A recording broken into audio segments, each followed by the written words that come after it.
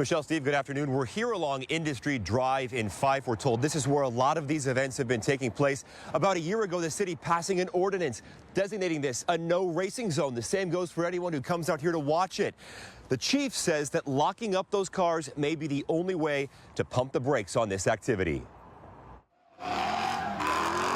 From taking over the street outside of the Space Needle,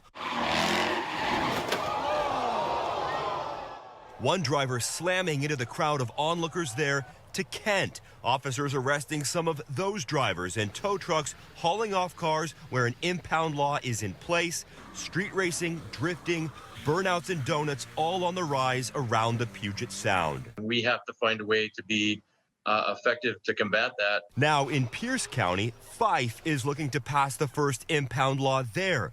Police Chief Pete Fisher. If you take what's most precious to them that you're allowed to under law and penalize that activity, then it keeps them out of jurisdictions that have that law. Under an ordinance passed last February, it's illegal to participate in or watch street racing. A no racing zone put into place along this road lined by warehouses on either side. It's where drivers like to spin their tires. Some of those marks can still be seen against the rain-soaked pavement earlier today. So far, 43 people have been arrested under that ordinance, but the chief says it doesn't go far enough. Aside from the danger of being there, he says the small police force can sometimes only send 2 or 3 officers to break it up, and they're often met by a hostile crowd. We've seen it where officers had to back out to ensure that they get more people there to handle that safely. Now, Preston and Mary, tents as well as RVs line almost the entire perimeter here at the Commons. It's been this way for months now. It's got some neighbors wondering why the city took decisive action at Denny Park, but it is business as usual here. The daily struggle to survive plays out for all to see at Ballard Commons, and the people camping say the hardships seem to have no end. They're all hurting. They're all having some mental problems. But the many problems associated with this tent community also takes a toll on the surrounding neighborhood. This isn't safe or good for anybody, right? Like, it's not good for the people living at the parks. It's not good for residents that are unable to use their park spaces. Erica Nagy says when she learned city officials had ordered all tents to be removed from Denny Park, following weeks of working with the campers to get them into other shelters, it got her thinking. They went about it in a proper way. They alerted them. They gave people time. They did outreach services. And I'm wondering why it's not happening across the rest of the city. The city's New Hope team says it continues to work to connect homeless people to resources and recently got one person at the Commons into a tiny home. Community volunteers are also doing what they can. They say the intensive outreach at Denny Park could also help at the Commons, but not if it ends in a homeless camp sweep. To take what little they have and upset everything seems unreasonable. So I see both sides of the coin.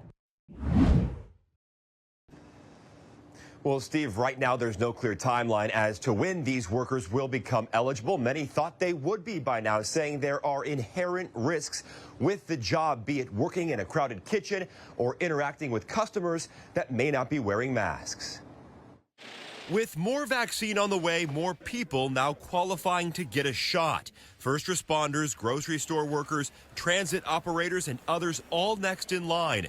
Those who work in restaurants left off the list. We should definitely have been included in that group of people. At the Pit Stop Taproom and Pub in Burien, owner Joey Hops says it does not add up, especially given how restaurants have been treated throughout the pandemic. If we're so dangerous we need to be shut down, then we should definitely be in this group of people getting vaccines. And if we're not, that tells me we're not that dangerous. On Capitol Hill, Ada's Technical Books and Cafe continues to offer only takeout. The staff there doesn't feel safe just yet, returning to indoor dining.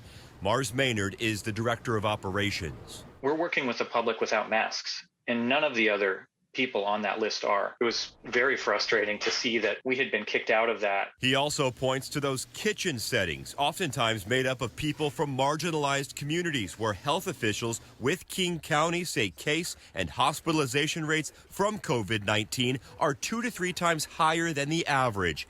And he hopes that being vocal about all of this means that something will change. It's absolutely bananas to me that they wouldn't be a higher priority. Yeah, that's certainly the hope, Michelle, but it's exciting news nonetheless. It wasn't too long ago that our 7-day average for inoculations was just around 26,000 doses a day. And in just a short amount of time, we've nearly doubled that. Normalcy is slowly making its way back to Washington thanks to these shots. We now have 3 very effective vaccines coming into the state of Washington. And with 3 vaccines from Pfizer, Moderna, and Johnson & Johnson now in circulation, the Department of Health says more supply has helped us get to a point where we've hit our goal of daily inoculations. 45,000 doses a day has been the marker Washington has been trying to reach since the start of the vaccination process. And in early March, we've achieved it. The more vaccine we have, of course, the more we can slow this disease transmission and improve our ability to safely reopen businesses, schools, and really hopefully get out of this pandemic. But throughout this vaccination process, the one thing that's made this goal tough to get to has been supply. And officials say that's not going away anytime soon.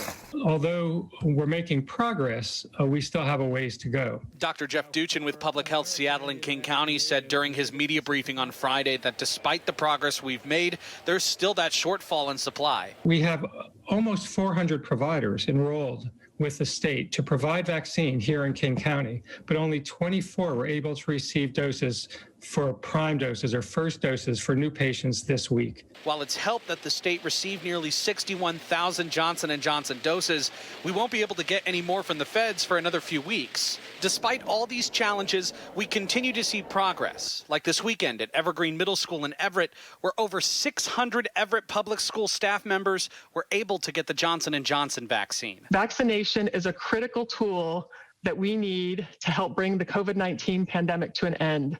Hi, everybody. Thanks for checking out our YouTube page. I'm meteorologist Shannon O'Donnell from the KOMO weather team. You can see more of our videos right here by clicking on the video links for additional news from the Seattle area and Western Washington. Oh, and don't forget to click the subscribe button below so you don't ever miss our YouTube updates.